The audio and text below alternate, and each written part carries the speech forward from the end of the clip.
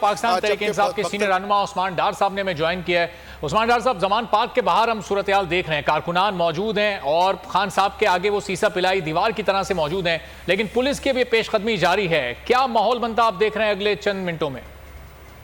دیکھیں، میں ابھی میڈیا پہ ہی دیکھ رہا تھا، ڈی آئی جی آپریشن جو آئے ہیں انہیں پتہ ہی نہیں ہے کہ خان صاحب کو کس مقدمے میں گرفتار کرنے آئے، اور بظاہر ایسے لگ رہا ہے بس ٹارگٹ ایک ہی ہے کہ عمران خان کو پکڑنا ہے، جیل میں ڈالنا ہے۔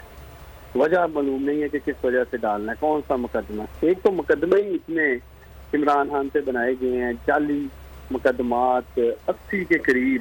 پوری پی ڈی ایم کے اوپر اتنے مقدمات نہیں ہوں گے جتنے اکیلے میرے لیڈر عمران خان پہ ہے، اس کے علاوہ ہماری دیگر لیڈرشپ پہ ہے۔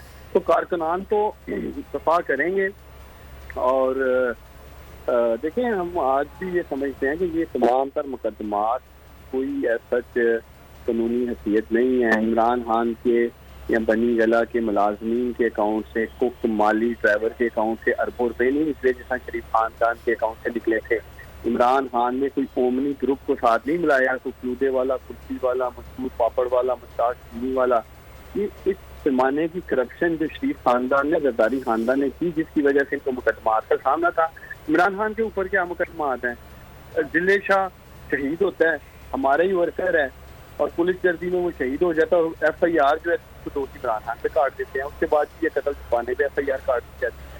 تو ایسے مقدمات میں بتائیں، ایک مذاق بنا کے رکھ دیا انہوں نے، اور اتنے مقدمات جیسے میں نے آپ کو پہلے کہا انہوں نے بنا دیے ہیں کہ ایف آئی آر ایک مذاق بن کے رہ گیا۔ اور پھر یہ دیکھیں نا عثمان ڈار صاحب، ابھی جو ناقابل ضمانت وارنٹ گرفتاری عدالت نے جاری کیے تھے وہ 29 مارچ تک کے ہیں، لیکن پولیس کل سے پہنچی ہوئی ہے، ہیلی کاپٹر میں پہنچ گئی، دوسری پولیس کی ٹیم بھی پہنچ گئی، اور آج ہی گرفتار کرنا چاہتے ہیں۔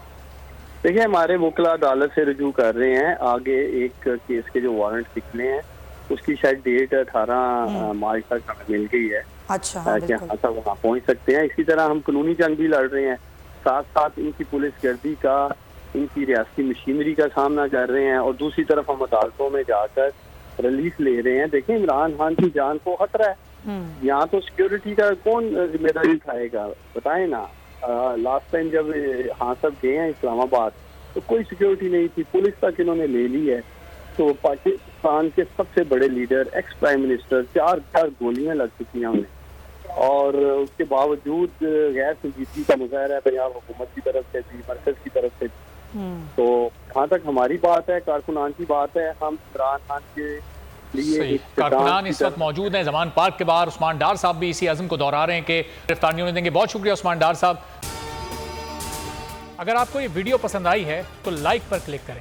کو چیئرمین بول شعیب شیخ کے خلاف من گھڑت، جھوٹا اور بے بنیاد کیس۔ حکومت انتقامی کارروائیوں پر اتر آئی، رشوت دینے کے جھوٹے الزام کے پیچھے اصل حقائق وہ لے آیا عوام کے سامنے۔ سندھ ہائی کورٹ کی جانب سے 10 مارچ کو ایگزیکٹ کیس میں بریت کا فیصلہ بھی دے دیا گیا، جو رشوت کے اس الزام کو جھوٹا اور بے بنیاد ثابت کرنے کے لیے کافی ہے۔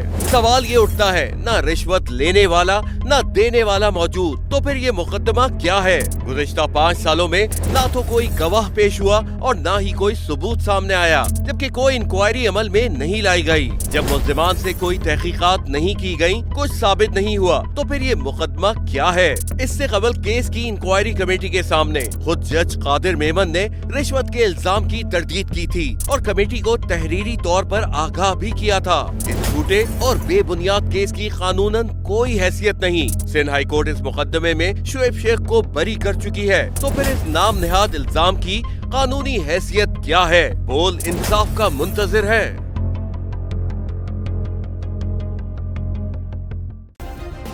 سبسکرائب کریں اور بیل دبائیں تاکہ کوئی خبر رہ نہ جائے۔